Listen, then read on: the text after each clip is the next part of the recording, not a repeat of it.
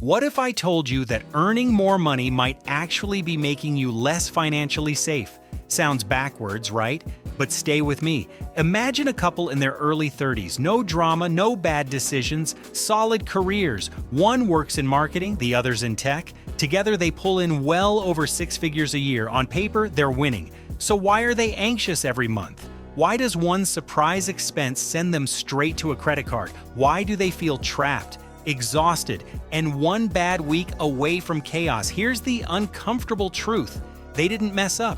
They followed the plan exactly as it was sold to them. Get educated, get good jobs, combine incomes, buy the house, upgrade the lifestyle, and somehow it still feels like they're drowning. If you've ever looked at your combined income and thought, wait, why does this still feel tight? This video is going to connect a lot of dots because we've been told a story for decades, and that story is wrong. The story goes like this: 2 incomes are better than 1. Twice the money means twice the security. Simple math, right? Except real life didn't follow the math. What actually happened is something economists call the 2-income trap, a term coined years ago by Elizabeth Warren, long before politics entered the picture. And the idea is brutal in its simplicity. When 2 incomes became normal, prices adjusted to expect 2 incomes. Housing didn't get cheaper, it got bid up.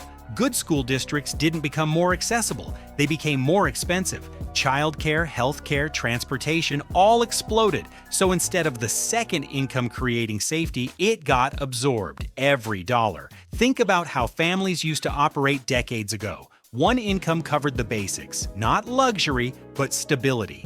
And here's the key part most people miss: the second income didn't disappear, it sat on the bench. It was a backup plan. If someone lost a job, got sick, or life threw a curveball, there was room to adapt. Now fast forward to today. Both incomes are already in the game, already committed, already spent, mortgage approved based on 2 salaries, cars sized for 2 paychecks, daily life structured around both adults being exhausted and busy. So what happens when 1 income drops? There is no backup. The margin is gone. The safety net was used to pay the bills. That's why households earning good money feel fragile. Let's talk about the second income for a second, because this is where the illusion really breaks. Say one partner earns $70,000 and the other earns $50,000. That extra $50,000 looks powerful until you zoom in. Taxes hit it harder. Childcare suddenly exists. Commuting doubles. Convenience spending creeps in because nobody has time or energy. Meals out, delivery, cleaning services. Just this once, purchases. By the time you add it all up, that second income might be contributing almost nothing, sometimes even costing money. And yet, decisions are made as if that income is permanent and guaranteed. That's the psychological trap. You feel rich enough to stretch. The bank tells you that you qualify. So you build a life that requires everything to go right forever. But real life doesn't work like that. Illness happens, layoffs happen, burnout happens, family emergencies happen, and when they do, the system snaps. So what's the alternative?